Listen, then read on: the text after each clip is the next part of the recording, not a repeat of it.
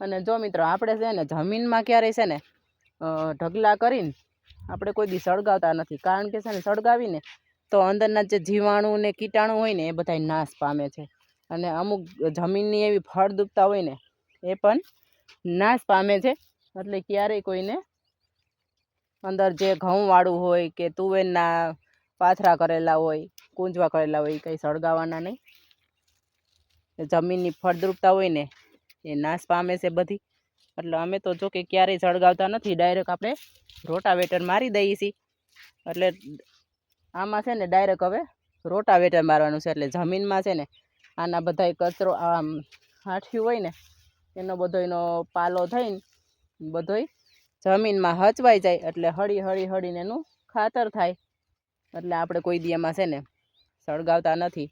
એટલે મિત્રો તમે પણ કોઈ દી સળગાવતા નહીં, કારણ કે છે ને જમીનને એ નુકસાન જ કરે છે.